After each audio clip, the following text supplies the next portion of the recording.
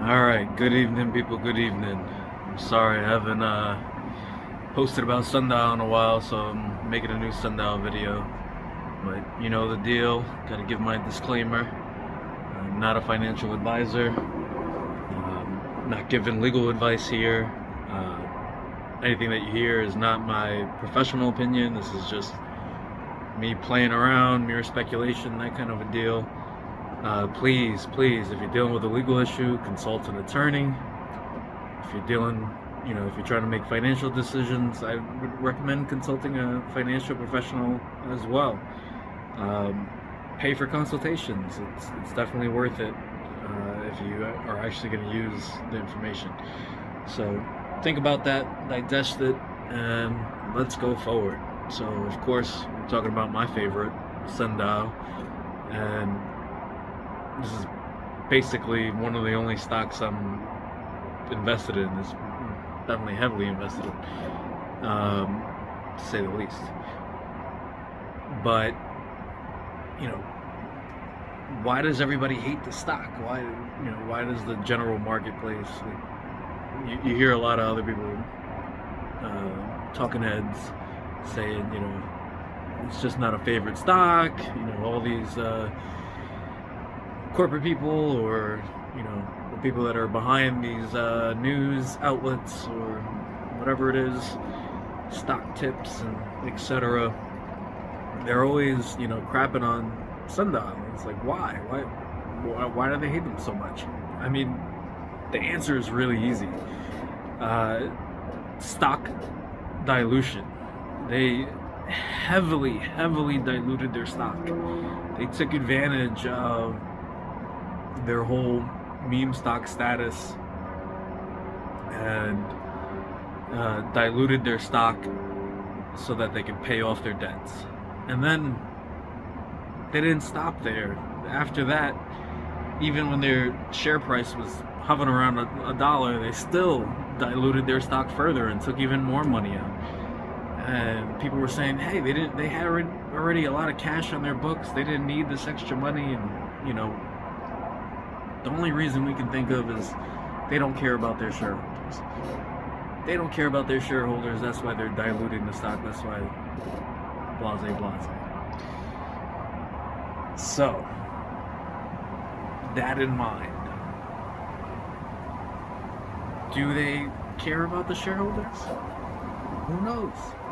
And if people were taking that signal of they're willing to dilute their stock so much, even though I've been betting on them, and I was very happy about some of the moves that they made, but they just went too far. They went too far.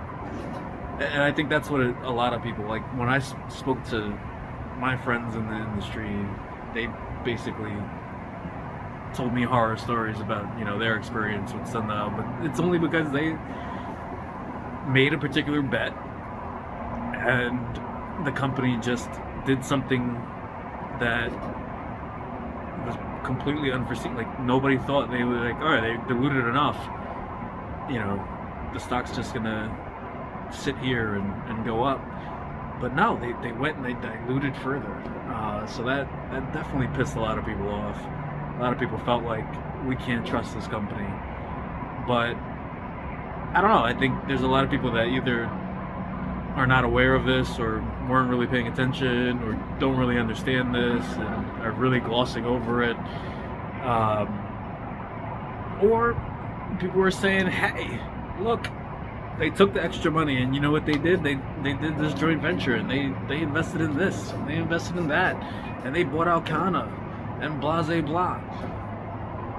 Maybe that was the smart move, and if you were a long-term shareholder, didn't really matter. But if you're one of these people that are betting short-term, or trying to take advantage and play with options, or whatever it is, and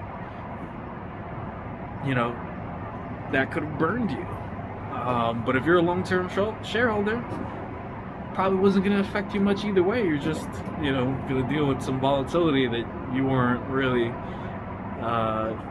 expecting, but you're knowing in the long run that this company is in keep growing, especially if they do some type of legalization in the States. This is just going to be a huge boom for the whole industry. So, you know, if you're thinking long term and you've always thought of it long term and you weren't just trying to pump and dump,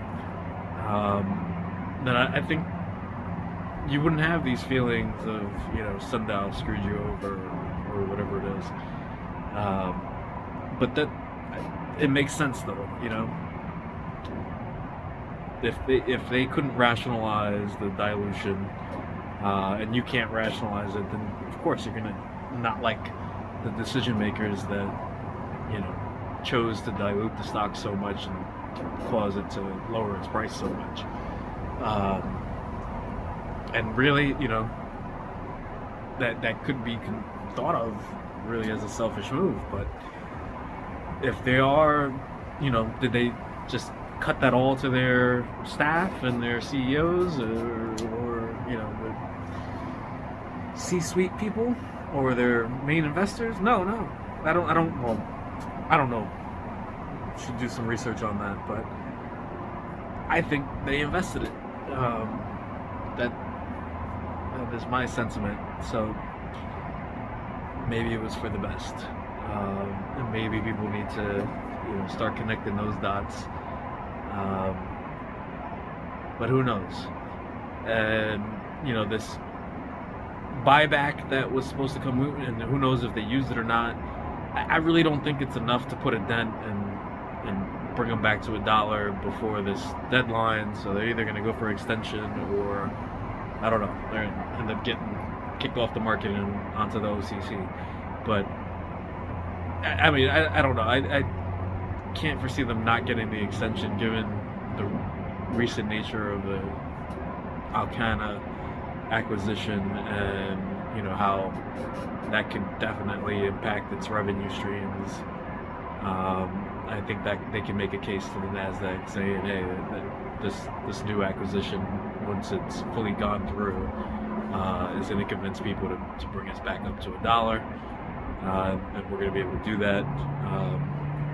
Then maybe they announce a new buyback program, or you know, whatever else that they might have to do to get that stock price up. But I see that being the more likely scenario. But of course, who knows what's going to happen. They've had a nice rally to about 49 cents today, and I'm hopeful, because I definitely bought the dip and, you know, brought my average down significantly.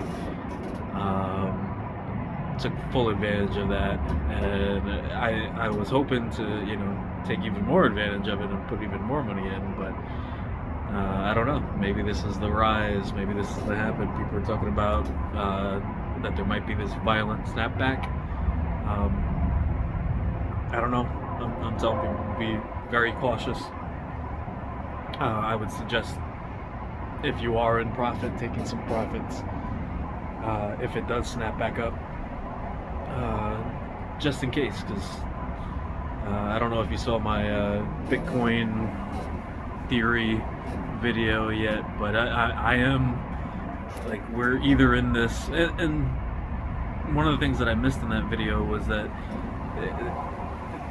there could be multiples of the interior phases. So I mentioned different phases of Bitcoin, and it's kind of like a cycle where it you know, goes through this turmoil after a peak, trying to find the bottom, finally finds the bottom, and then goes into this like grace period or golden period where it's just on a steady rise, where there's turbulence in there, but it's just constantly rising up, and then finally it hits this nice big jump, and then after that jump there's, you know, a little unsteadiness, and it dips. And then, like I said, those interior phases could repeat. So it could jump dip until it finds a peak, and then from the peak it could jump dip down until it's this like turmoil, or the crypto winter of, you know, the price dropping down lower and lower. So that being the deal, I would say we had a recent peak, or was it the peak? Are we still trying to find the peak, or did we find our bottom and we're in this grace period or this golden period, or are we in the crypto winter still struggling to find the bottom, and we're going through the turmoil of ups and downs in between there and that bottom? I don't know. So that's why I'm recommending definitely take some profits and hold on to the cash. If it dips down again, you can buy back. And then, don't pull everything out, because if it does shoot up to the moon, then you still got some skin in the game, so you should be able to take profits later on. But, this is not financial advice, so do what you gotta do. Good luck out there, be safe, and trust no one.